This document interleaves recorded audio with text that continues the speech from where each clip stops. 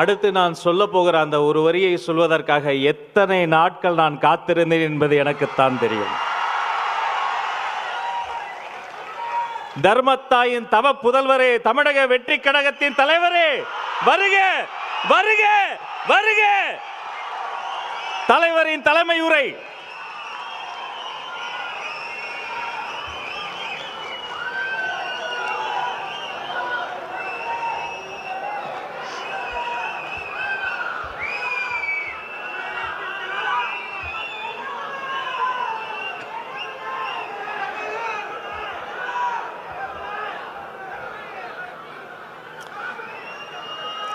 என் நெஞ்சில் குடியிருக்கும்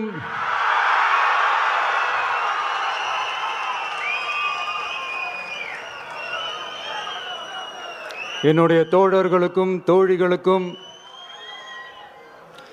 தமிழக மக்களுக்கும் என்னுடைய வணக்கம்.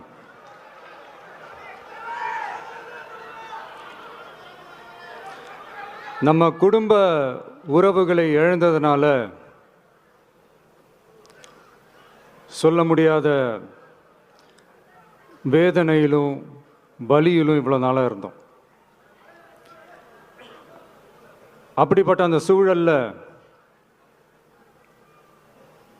நம்ம சொந்தங்களின் மனம் பற்றி இருக்க வேண்டியது நம்மளுடைய கடமை. அதனால தான் அவங்களோட சேர்ந்து அமைதி காத்து வந்தோம். ஆனால் இப்படி அமைதி காத்து வந்த நேரத்தில் நம்மளை பற்றி வன்ம அரசியல் வலைகள், அர்த்தமற்ற அவதூறுகள்னு இந்த மாதிரி நிறையா விஷயங்கள் நம்மளை பற்றி பின்னப்பட்டன, பரப்பப்பட்டன.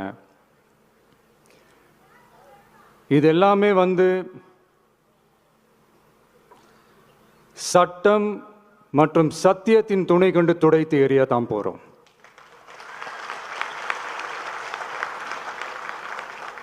பட் அதுக்கு முன்னாடி தமிழக சட்டமன்றத்தில் நமக்கு எதிராக நிகழ்த்தப்பட்ட ஓர் உரைக்கு ஒரு நாகரிக பதிலடி கொடுக்கணும்னு நான் நினைக்கிறேன்.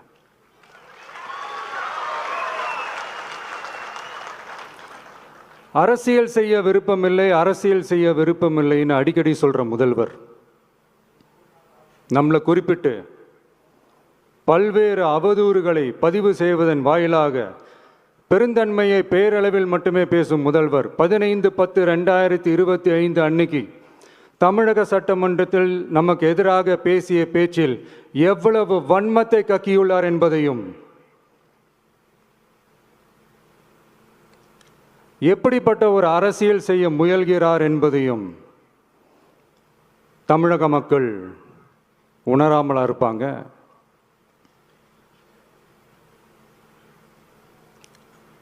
இந்த கரூரோடு சேர்ந்து 5-6 மாவட்டத்துக்கு இந்த மக்கள் சந்திப்பு நிகழ்ச்சிகள்லாம் நடத்தியிருக்கிறோம், போயிருக்கிறோம். அங்கெல்லாம் இந்த லாஸ்ட் மினிட் வரைக்கும் எங்களுக்கு அந்த இடம் கொடுப்பாங்களா மாட்டாங்களா, பெர்மிஷன் தருவாங்களா மாட்டாங்களா, இப்படியே இழுத்து அடிச்சுக்கிட்டு இருப்பாங்க. தான் நாகப்பட்டினத்தில் சொன்னது மாதிரி தான். நாங்கள் ஒரு இடம் செலக்ட் பண்ணி கேட்போம், மக்கள் நல்லா ஸ்பேஷியஸாக நின்று பார்க்குற மாதிரி. பட் அவங்க அதையெல்லாம் ரிஜெக்ட் பண்ணிவிட்டு மக்கள் நெருக்கடியோடு நின்று பார்க்குற மாதிரி ஒரு இடத்த செலக்ட் பண்ணி எங்களுக்கு கொடுப்பாங்க. இது டிஃபால்ட்டாக எல்லா இடத்துலையும் இந்த ஒரு ஆர்கியூமெண்ட் நடந்துகிட்ருக்கோன்னு வைங்க. அது மட்டும் இல்லை, இந்தியாவிலேயே எந்த ஒரு அரசியல் கட்சி தலைவருக்கும் கொடுக்கப்படாத கண்டிஷன்ஸ். பஸ்ஸுக்குள்ளேயே இருந்து பார்க்கணும், மேலே கை காட்டக்கூடாது, இப்படியெல்லாம் ஒரு அதீத கட்டுப்பாடுகளை கொடுத்த உடனே எங்கள் சைட்லேருந்து ஒரு அறிக்கையும் வெளியிட்டோம். அது மட்டும் இல்லை, தமிழக வெற்றி கழகம் சார்பாக அனைத்து கட்சிகளுக்கும் சமமாக ஒரு முறையான ஒரு பொது வழிகாட்டு முறைகள், SOPஸ்ன்னு சொல்லுவாங்க, அதையும் வழங்கணும்னு சொல்லி உயர்நீதிமன்றத்தையும் நாடி இருக்கணும். இதுவும் தமிழக மக்கள் உணராமலா இருப்பாங்க. இப்படி ஒரு அரசியல் காழ்ப்புடன், நேர்மை திறனற்று நம்மளை பற்றி குற்றம் சாட்டியுள்ள குறுகிய மனம் கொண்ட முதல்வர் அவர்களுக்கு ஒரு சில கேள்விகள். உச்சநீதிமன்றத்தில், அதாவது 13/10/2025 அன்னைக்கு உச்சநீதிமன்றத்தில் நடந்த அந்த விவாதங்களை வைத்தும் அந்தந்த உத்தரவுகளை வைத்தும் இந்த கேள்விகள். இப்படி பொய் மூட்டைகளாக நம்மளை பற்றி இந்த அவதூறுகளை அவிழ்த்து விட்ட முதல்வர் அவர்களுக்கும் திமுக அரசுக்கும் சார்பாக கோடிகளை கொட்டி அமர்த்தப்பட்ட அறிவார்ந்த வழக்கறிஞர்கள் அவங்க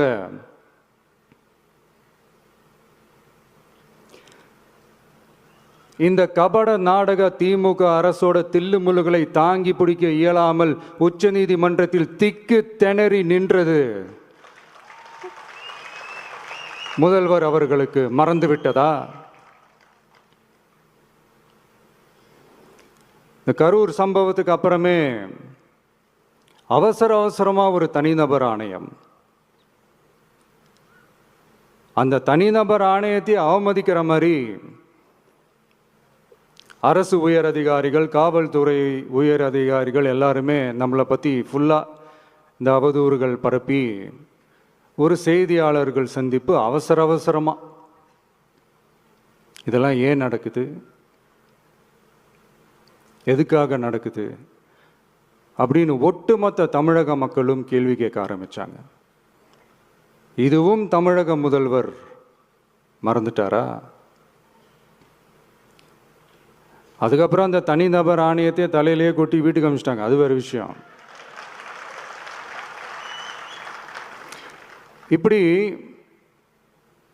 இப்படிலாம் கேள்வி கேட்ட உடனே ஏதாவது பதில் சொல்லி ஆகணும்ல. அதனால சட்டமன்றத்தில் பேசும்போது உண்மை நிலையை தெளிவுபடுத்தத்தான் அப்படின்னு ஏதோ இந்த சட்ட ரீதியாகவும் சத்தியத்திற்காகவும் நடந்தது போல ஏதோ சாமர்த்தியமாக பேசுகிறதா நினச்சி பேசியிருக்காங்க. இப்படி ஒரு 50 வருஷமாக பொது வாழ்க்கையில் இருக்கிற ஒருத்தவங்க ஒரு முதல்வர் அவர்கள் சொன்னது எவ்வளவு பெரிய ஒரு வடிகட்டின பொய் சப்பை கட்டுன்னு நான் சொல்லலை, உச்ச நீதிமன்றம் சொல்லியிருக்கிறாங்க. அவங்க சொன்னதெல்லாம் கொஞ்சம் என்னன்னு கொஞ்சம் லைட்டாக பார்ப்போமா?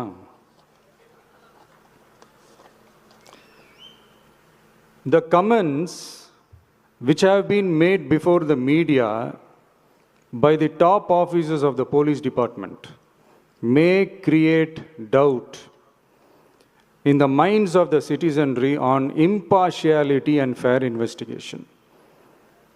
The faith and trust of the general public on the process of investigation must be restored in the criminal justice system. அதாவது அரசு காவல் உயர் அதிகாரிகள் ஊடகங்களிடம் பேசியது என்பது பொதுமக்களிடையே நியாயமான விசாரணை நடக்குமா என்ற சந்தேகத்தை ஏற்படுத்தக்கூடும் என்றும்,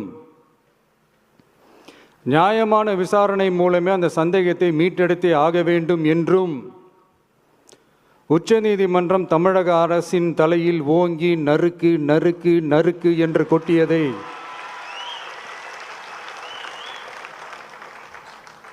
முதல்வர் அவர்கள் மறந்துட்டாரா?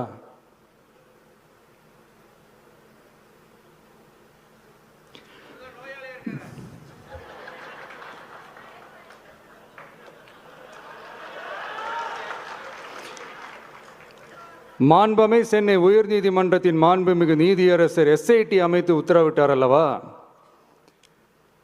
அந்த உத்தரவை ஏதோ சட்டத்தின் மீதும் நீதி பரிபாலனத்தின் மீதும் மரியாதை கொண்டவர்கள் போல ஒரு நாடகத்தனமான கொண்டாட்டத்தை திமுகவிற்கு ஒத்து ஊதுவோரும் நடத்தி கூத்தாடி குதூளித்தனர் அல்லவா? தாவேகாவிற்கு எதிராகவும் நமக்கு எதிராகவும் உயர்நீதிமன்ற மாண்புமிகு நீதியரசர் தீர்ப்பளித்து விட்டதாக விதந்தோதி விழா எடுத்தனர் அல்லவா? அந்த உத்தரவை குறித்து சொல்லும்போது எந்த ஆவணத்தின் அடிப்படையில் அந்த உத்தரவு அமைக்கப்பட்டது? நான் கேட்கல, உச்ச நீதிமன்றம் கேட்டிருக்கிறாங்க. The judgment is completely silent about how learned single judge arrived at such a conclusion and what material was pursued by the court என்று உச்ச நீதிமன்றம் உரத்த குரலில் கேள்வி கேட்டது. அப்போதும் கூட உச்சநீதிமன்றத்தில் திமுக அரசுக்காக வாதாடிய அறிவார்ந்த மூத்த வழக்கறிஞர்கள் பதில் சொல்ல இயலாமல் வாய் மூடி மௌனம் காத்ததை நாடே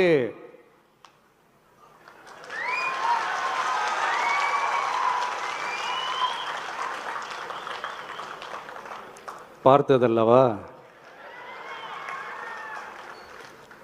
இதையும் முதல்வர் அவர்கள் மறந்துட்டாரா?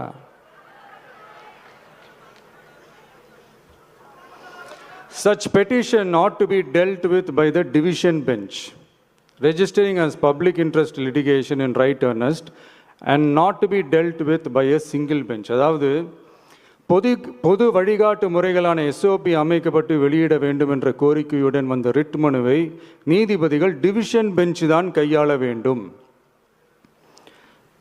தனி நீதிபதி பெஞ்ச் கையாளக்கூடாது என்றும் உச்சநீதிமன்றம் சொன்னதல்லவா? அது மட்டுமா, கோரிக்கையே இல்லாமல் எஸ்ஐடி அமைக்கப்பட்டது எந்த வகையில் சரி என்றும் கேள்வி எழுப்பியது உச்சநீதிமன்றம். இது எல்லாமே அறியாமலோ இல்லை அறியாதது போலவோ உச்சபட்ச அதிகார மயக்கத்தில் இருந்து பேசினாரோ முதல்வர் அவர்கள்? மனிதாபிமானம், அரசியல் அறம், மாண்பு இதெல்லாம் எதுவுமே இல்லாம வெறும் பேச்சில் மட்டுமே பேசிக்கிட்டு அரசியல் ஆதாயம் தேடுற ஆட்டத்தை ஆடத் தொடங்கிவிட்டார் முதல்வர் அவர்கள்.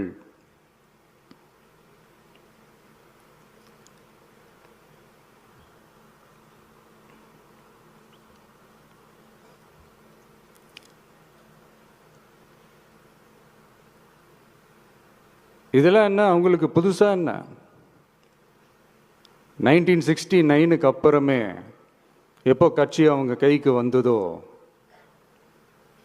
இன்னும் குறிப்பாக சொல்லணும்னா 1972க்கு அப்புறம் கேள்வி கேட்க ஆளே இல்லாமல் போச்சு இல்லை? அதுக்கப்புறமே இந்த திமுக தலைமை இப்படி தானே இருக்குது. இப்போ நாங்கள் கேட்டோமே இந்த சில கேள்விகள்லாம், இதெல்லாம் நான் கேட்கல, சுப்ரீம் கோர்ட் கேட்டிருக்கு. இதனால் என்ன புரிய வருது? இந்த கவர்மெண்ட் நடத்துகிற அந்த விசாரணை மேலே சந்தேகம் ஏற்படுதுன்னா அதுக்கு என்ன அர்த்தம்? உங்கள் மேலே நம்பிக்கை இல்லைன்னு அர்த்தம்.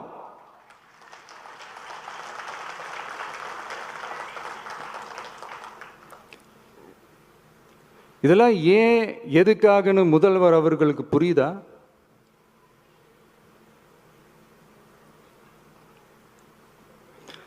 சுப்ரீம் கோர்ட் சொன்னதோட மட்டும் இல்லை, நிஜத்திலும் இன்னைக்கு மக்களுக்கு இந்த கவர்மெண்ட் மேலே இருக்கிற நம்பிக்கை மொத்தமாக மண்ணுக்குள் புதைந்து விட்டது. இதுவாவது முதல்வர் அவர்களுக்கு புரியுதா? புரியலனா 2026 தேர்தலில் இந்த திமுக தலைமைக்கு மக்கள் இன்னும் ஆழமா அழுத்தமா புரிய வைப்பாங்க. அப்போ கூட இவங்க என்ன பண்ணுவாங்க தெரியும்ல, 5 வருஷத்துக்கு ஒரு வாட்டி பழக்க தோஷத்தில் ஒரு அறிக்கை ஒன்று வெளியிடுவாங்களே, மக்கள் தீர்ப்புக்கு தலை வணங்குகிறோம் அப்படின்ட்டு அந்த அறிக்கையை வெளியிட்டுட்டு இப்போ அறிவாலயத்தில் போய் ஓடி ஒளிஞ்சுப்பாங்க. இப்பவே ரெடி பண்ணி வச்சுக்கோங்க அந்த அறிக்கையை. எப்படி?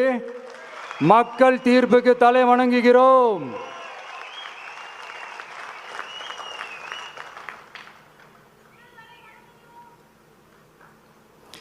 நான் போன பொதுக்குழுவில் சொன்னதை தான் இங்கே நான் திரும்பவும் சொல்கிறேன். இயற்கையும் இறைவனும் நம் தமிழக சொந்தங்களின் வடிவில் மாபெரும் மக்கள் சக்தியை நம்ம கூடவே நிற்கும் போது எம் மக்களுக்கான அரசியலை தடுப்பவர் எவர்?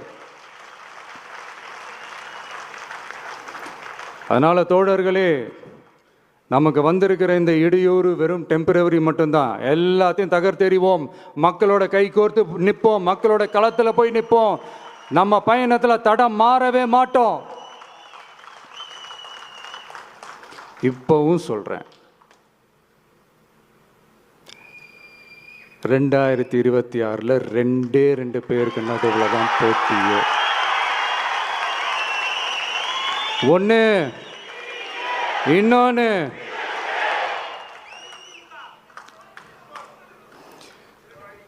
இந்த போட்டி இன்னும் ஸ்ட்ராங்காக மாறப்போகுது. 100% வெற்றி நமக்கு. வாகை சூடுவோம், வரலாறு படைப்போம், கான்பிடென்டா இருங்க, நல்லதே நடக்கும், வெற்றி நிச்சயம். மீண்டும் சந்திக்கும் வரை நன்றி, வணக்கம்.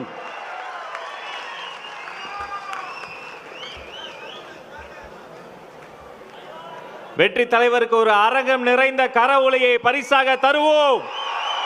2026 வெல்வோம். நன்றியுரை வழங்குவதற்காக